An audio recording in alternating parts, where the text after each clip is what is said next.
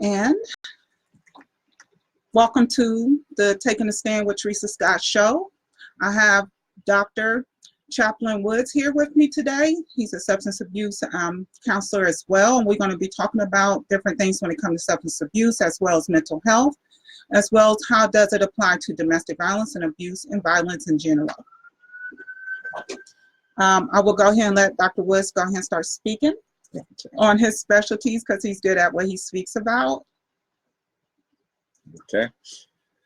As you stated that I worked in substance abuse, I am a certified addictions and drug counselor. I've worked in addictions since the 90s, actually 98.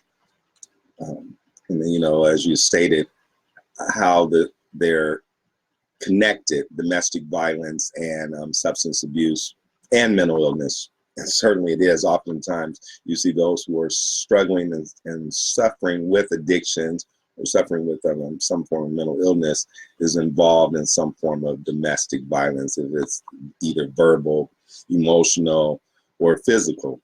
Either they're the abuser or they're being abused.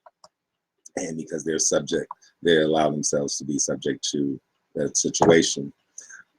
We are faced with a serious epidemic during at this time with addictions overall within our country. It is on a rampant increase and rising.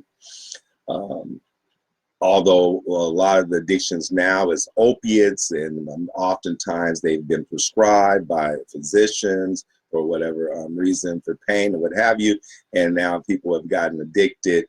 And the scary part is that the physicians who wrote the scripts, knowing the seriousness and the effects of the opiate and how addictive it was, and now you find a number of individuals that are dependent upon that opiate, and then they find themselves when they can't get it from the doctor anymore, they start doctor shopping, and then from the doctor shopping, they end up going to the streets, and it becomes illicit, and even to the point of using heroin because it's easier to access and it's less expensive. Addictions is affecting all of us, indirectly or directly, in our society. You know, some of us may feel like, oh, well, it's not in my family, but it's your neighbor, it's your distant relative, it's your friends, and sometimes it's individuals that we see and work with and around on a daily basis, and really don't realize that they're struggling with some form of addiction. And that addiction, that substance abuse, could be an opiate or it could be an alcohol, and we're not aware of it. And in that, they may also be experiencing these domestic violence situations again, and we're just not aware of it. It's the people that you least likely to expect. And there's one thing about that we have to remember: addictions, domestic violence has no respect of person. It doesn't matter your ethnicity, your culture. It doesn't matter if you have a GED or a PhD. It doesn't matter your address, your economic status, your position, or any of those things. It comes in every home, every background, in all different situations. Dr. Woods, what would you say, why is it so stereotyped about addiction, like from whether it's drugs or alcohol, but or a prescription medication that's provided, but people tend to take it out of content and say shopping and overeating. We're looking at bulimic people that has anorexic or bulimic issues, or they have shopping issues or sex issues, or hoarding, yes, gossip, messiness, you know, pornography. There's all forms of addiction, and oftentimes most people don't, when they think of addictions, they only think of substance abuse. Right. Why is that? You know, because that's kind of been the main target, other than the past 40 years when they began to look at other forms of addiction. Yeah. For so long, it's just been alcoholism or some form of drugs. So when you say addictions, that's what they automatically think. Relate to, like it's normal. Yeah, like it's normal. And when there's so many other forms of addictions, and again, it's people that we know, live with, are around that have these addictions, even to the point of today, even dealing with our cell phones and social media. Oh, goodness gracious, yes. You know, it's a matter of time it will be part of the DSM-5. It will be. Yes. It will be. And I just noticed, over and over again, when it comes to abuse and domestic violence in general, or just violence, a lot of times it deals with the addiction of some form, whether it's porn or someone's child's being molested or raped, or you being molested or raped, or some kind of conflict is going on, whether it's over shopping and you're arguing about the finances, and it becomes to where it becomes physical and aggressive in that relationship.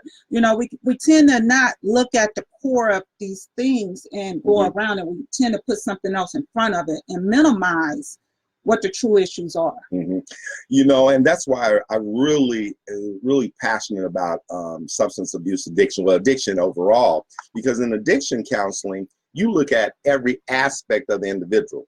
You do a biopsychosocial, spiritual, and so you're looking at every area and all the things, all the dynamics and all the things that make up this individual and that they've experienced that's brought them to this place and that has them remaining in this place, and how do we move them from there? Right. And that goes back to insight and awareness. For the last couple of weeks, I've been indicating insight and awareness, that deals with the behavior. It deals with the thinking pattern of how these issues work together with relating to all this. And in an environment, what we call the home. And an environment could be a vehicle. Let me say that. It could be a school bus. It could be a church. It could be a grocery store. An environment is any place that you are in a setting of any location, and this is going on. It's many times that we could walk down the street and see needles laying on the side of the road. I remember as a kid stepping on one of my mother's needles because, it was in the bathroom. I'm just a little girl, and next thing I know, I'm pulling the needle out my foot because, she's shooting heroin. And I shouldn't have never had to experience that, but that's something that I did experience. Exactly. In that home environment. So, again, this goes on. And a lot of times with any substance abuse period, it increases, that form of behavior to become more violent. And they, most individuals do not think more rational when they are intoxicated or high. Right. So they don't make the same decision to stop and think and react in a scenario that they normally would do if they were sober. Right. And and as you said, it increases that anger, increases those behaviors, those negative behaviors, which is normal to them because that's part of their environment, that's part of their norm, it's part of what they've been accustomed to. And then the individuals that are around them become subject to this violence, this verbal abuse, this emotional abuse. Sometimes people, it's not like they're not physical, but their manipulation, their control of an individual, and their emotional with the individual is such a wearing on in families and women and men. Either it could be a woman doing it to a male, it could be a male doing it to a woman, doing it to the children. And because sometimes when we think of domestic violence, all we think of is physical. Well, he or she didn't hit me. They didn't attack me physically, but they're controlling you. They're manipulating. Right. Yeah. They're demeaning you. They're belittling you, putting you down, and getting you in a place of low self-esteem and self-doubt where they can control you. Yes. Yes. You're right. You're right about that. And a lot of times they say when people are drunk or high, they tend to tell the truth. Well, it depends on their communication skills as well. If they're a person that hold these feelings in all the time and they don't communicate a lot and they intoxicated or high, they tend to let all that out. Yes. I mean, they just let it like blah. It's no filter there. Right. Whatsoever. Right. But it doesn't give them a reason. It does not give them no excuse to be accountable still for the behavior and their actions in this scenario. They still gonna be accountable. Right. In that. You work with domestic violence, and I know, like as we were talking, oftentimes you see that the individual is involved with some form of addiction as well, oftentimes. And again, back to what I was saying about the importance of what I really like about addictions is you do a full assessment with those who are dealing with addictions, because we have to really look at people's past environment. You know, well, a lot of people don't think their past have anything to do, nothing to do with nothing. Where I'm at. Yes.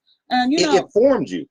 Right. And, you know, each therapist is different. Some therapists work with the present. Some therapists deal with the past. It depends on their, you know, their unique style, how they provide services.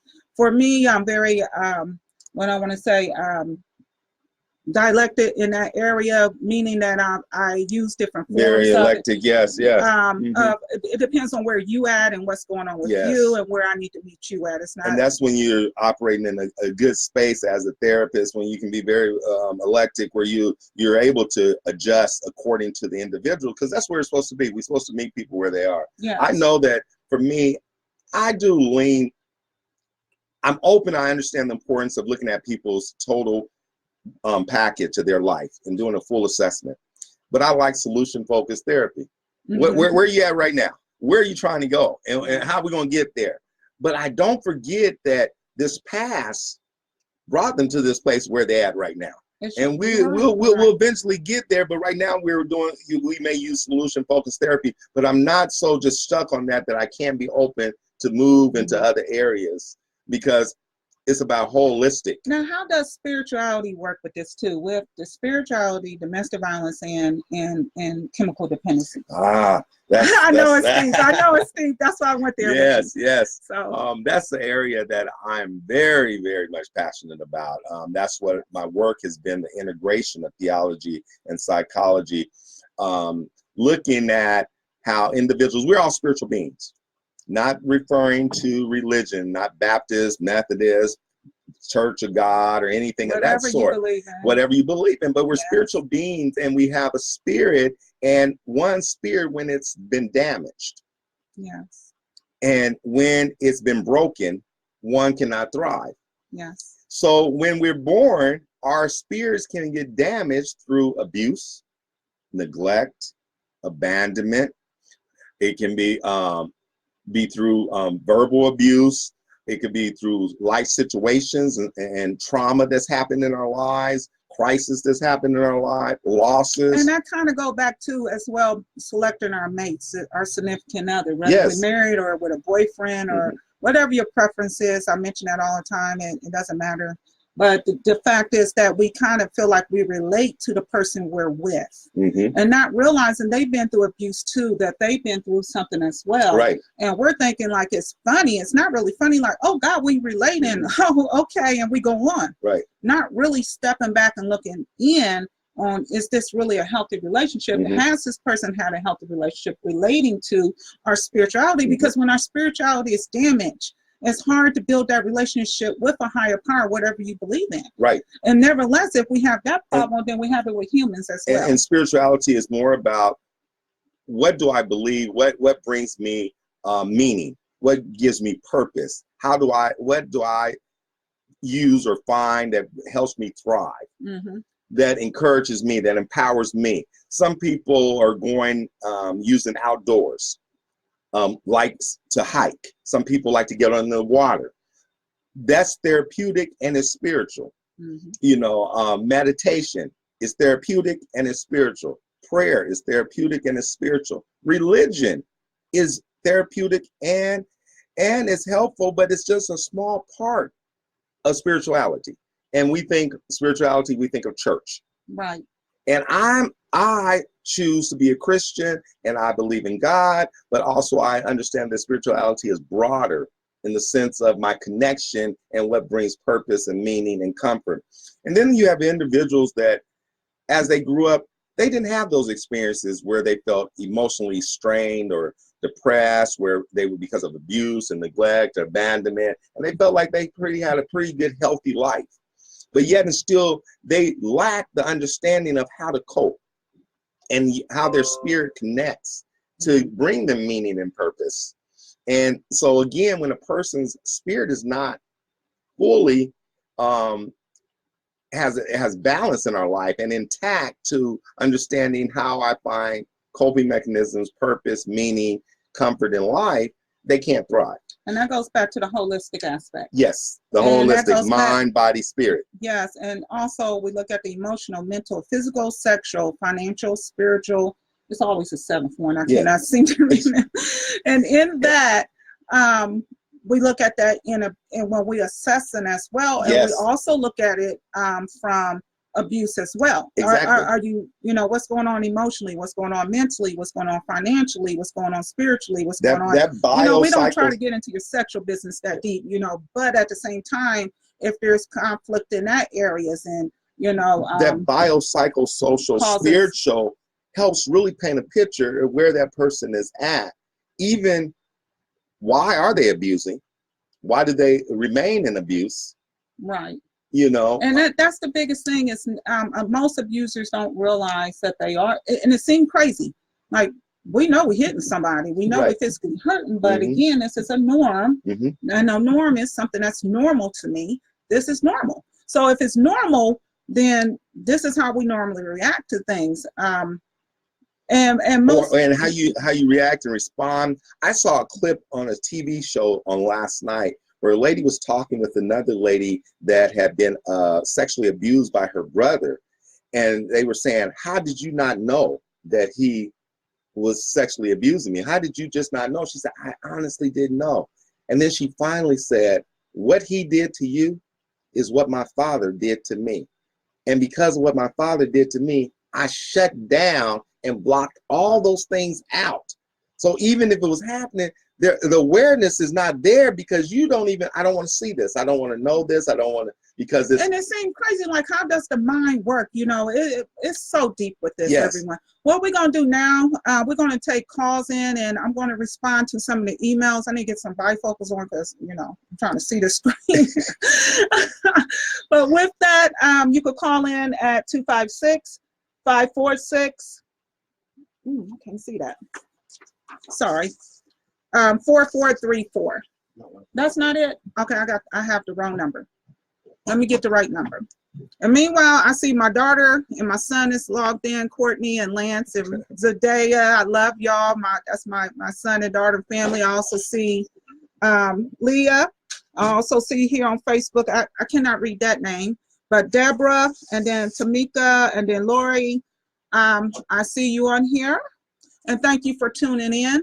And I'm going to, again, get some bifocals on real quick. You talk about addictions, you talk about domestic violence, you're talking about individuals that want control. They want to, I'm able to control this. I control it through the physical, the emotional, the mental. I can control it. Even with addictions, I have some sense of control. Maybe I can't control everything around me. And I find that a lot as I work with individuals that hoard, that shop. Their life is so unmanageable all around them, but they feel like, I have control of this. This is one thing I can control. I can do this. And I think it's normal to want to have some sense of control, of independence. Exactly. And that we are guiding something. That call number is 256-549-1240. Please call in and give some feedback to what we're talking about. This, and you don't have to say your name. Remember, a question is simply a question. You could get some answers.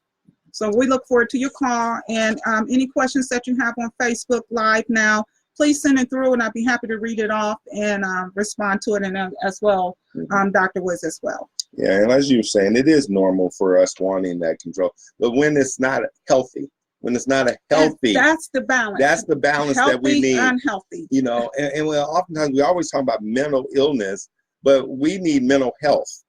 All of us, that's the balance part of it, and it's okay to recognize that that's where the self-awareness come in, recognizing that in the present. And awareness deals with in the present, and then also insight deals with the form of behavior and thinking that is in the past, but it still relates you to the present. And it's like, where am I right now? How did I get here? And then recognize that I need some assistance. Yeah, I need some help. It doesn't mean that you are clinically diagnosed where we have to diagnose you and give you a diagnosis because of where you're at, because there's individuals with recognizing there's something going on and I need some balance in my life. I often talk about grief and loss because cycle of grief, man. Because grief mimics depression. Yes. And you have individuals that are going through depression, and that doesn't mean it's clinical. Right. And you It's know, the normal. other thing among It's the normal. Black culture, that's the other thing I want to mention too. Among the Black culture, we tend to want to say people is crazy, or if you see a counselor or a psychiatrist, or if you're on medication, we tend to want to stereotype ourselves, not getting help. Let me tell you, all the other races go get help. It depends on, again, the culture, the race. Now, usually is, I can't think of, but mainly Black people, African Americans, whatever you want to consider yourself, you know, we, based on our family beliefs and how we were brought up, that we don't go seek that help. And we really need that help. And I see a high rate. And that's been my work around the integration of theology and psychology. And I've worked a lot with faith communities and how do we provide effective pastoral care, recognizing when it's outside your scope, it doesn't take anything away from you as a clergy to be able to make the referral. And in my study and my research, as I began through the years, I realized that oftentimes with African Americans, because of the stigma of mental illness, people rejected to get help, or because of the lack of insurance, they failed to get help. Because remember, there's pro bono service out there. Pro bono means that most of these agencies that are non-profit usually have a board, and usually if they have a board, they have some funding that will help available for you to get services. You have quality of life that they'll never also, let the financial be the reason, but that's been some of the things. And then the lack of education within the community, or to inform the people. And then within our faith community, where because of our theological views and beliefs, and I'm not knocking any theological view, but because we have demonized it and made it evil and bad, people fail to get the help that they need because it appears or seems that I have less faith, I don't believe in God because I'm getting the help. And this is really about having balance in our life and getting help, and it's okay and being healthy. Psychotherapy is the best therapy that there is, and that's talk therapy. And how do you view it, you know, especially as African American ourselves, that most people will say in this field that we're Uncle Toms or whatever, because we're learning to learn what we learn to help ourselves and our families, but also come back out. You have two African Americans sitting here right now. We are that poster child. You know, we are that role model out here, saying, hey, as a Black community, we can actually get out here and make a difference. And, you know, this is why we need to be supporting each other out here. But yet, you know, we don't get that. We get the shutdown, or we get known as being, you know, they say acting like you're white, or but it goes back to what we've been talking about, is about the biopsychosocial, spiritual. If an individual environment and they lack the awareness and understanding and have the lack of being informed, most people demonize what they don't understand. Most people criticize or fear what is unknown to them. And remember, did I ever tell you, oh my God, have I ever told y'all about JoJo and the tree? Have I ever told you about JoJo and the tree? That goes back to a thought that I have. And I created this just based on being here in Alabama, okay? So how this work is, JoJo talks to the tree. JoJo go back and tell Momo what the tree said. Momo go back and tell Lulu what the tree said. Now, what's the problem with that scenario? It's not a clear, relating the clear communication of what Bobo has said to Lulu. Right. And the clear thing is most trees do not speak. Have you ever known of a tree to speak except on the cartoons? No one questioned nothing. Everybody just believed what Momo and JoJo and Momo and Lulu said, right? They just believed it and went with it, like, and then spread it based on what they believe. And then you remember in school where we had to tell you something, and you go tell the next person, and by the time they get to the 10th person, it was nothing like what you just said. It was a reason why they keep on doing this, folks. They didn't teach they teaching our children the same thing. You know, but you know, I've learned something through the years of my study and the and research that I had to learn not to. There was no indictment against any group of people, no indictment against any faith, tradition, but recognizing people were where their people are. And if we're going to help them, we have to meet them where they are. And that it's nobody's fault, and we're not blaming, but again, it's back to that assessment that we use, their environment, their belief system, belief system, their value system. Yes, and that's where they are. So until they can get the information and new information, so our goal, we're agents of change. And so as agents of change, we go out and we inform, provide new information. And our hope is that they grab the information and apply it. And we have to keep talking about it. When I got to Alabama, it took me 3 years before I could get 33 pastors in the room together to talk about mental illness. 3 years. Yes. And they were shocked for the amount of pastors was there. And I reminded them, I said, you guys, it took me 3 years to get you here. And still, it took me another year or two to get in their building, to be able to have a conversation. Because again, what we don't know, we fear. That's true. What we don't know, we demonize and we reject. And minimize. And it's for us now, is for us to educate our people, because our people are suffering with going through this domestic violence, the substance abuse, the mental illness, and it's time for us to get some help. So one of the other things with substance abuse I want to bring up, it's really important to address the mental health issues along with the substance abuse, but let's address the mental health issues first in the process of the substance abuse, because if you try to just treat the substance abuse, this is why relapse is so high. And you know, the challenging part is here in Alabama, there is minimal co-occurring dual diagnosis organization programs. So oftentimes people go into programs dealing with their substance abuse when actually the mental health is the issue. Or they go in and they're being treated for mental illness and their actual situation is drug addiction.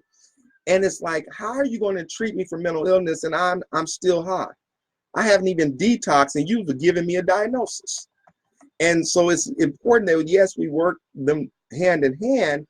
Ideal model is to work it hand in hand. I want to say hi to Linda and Carrie. I see you. And to have that interdisciplinary team, you have a mental health therapist, an addiction counselor, and everybody working together for the overall good of the individual. And let me say this really quickly too. I notice when I go to workshops and I go to these other professional conference, whether it's here in Alabama, California, I go to different ones out of different states. I notice when people are speaking, they continue to say the hardest race to reach when it comes to mental illness and substance abuse are the African Americans. It is. Why? And it's simply time to wake up. I keep on saying it's time to wake up. And it goes back because it's embedded in us. We're not that far removed from generations that have had to deal with oppression, segregation, separation, and so they respond to that. We remember the Tuskegee testing that they did, and they infected all those men with syphilis. So Black folks don't trust folks. I want to thank Chaplain Dr. Woods for coming on the show today. I look forward to next week where we have a minister coming. Then the week after, we're going to actually speak far as what men are concerned and when it comes to abuse. Again, thank you for joining, taking a stand with the Theresa Scott Show, and I look forward to seeing you next Wednesday. Goodbye. Bye. All right. You should have given Facebook. my number. You should have given my number. What number? Oh, Facebook. Number. Facebook is still on. Oh, Facebook is still on. Okay. All right. Okay. Give me your number. Yes, please. If you need some assistance and you want to talk to me, please feel free to email me. It's very simple. It's frederickdwoods@gmail.com. That's FrederickDWOODS@gmail.com, or call me 256-224-2599. That's 256-224-2599. 3C Empowerment. Please call me and I will do my best to be of assistance to you. If I can't help you, Trust me, I will make sure I'll find the person that can. He is a good role model for me. I'm telling you, I love Dr. Woods. I really do. He's such a role model for me. He's actually the one that's helping me with moving forward in my doctorate's degree. Helping me gain a lot of insight and wisdom. So she helps me. We all glean from each other. I believe we're all in this yes. together. We all bring something to the table. And we bring something to this human experience. We got something to offer. yes. And iron sharpens iron. That's what I believe. You know. Yes. All right. It's been a good, wonderful Wednesday, and I will see y'all next Wednesday. Any comments or anything, I'll definitely respond. And again, thank you. That's all I can say is thank you. All right, thank you. Thank you for having me. Always, all right. Always. Is that all?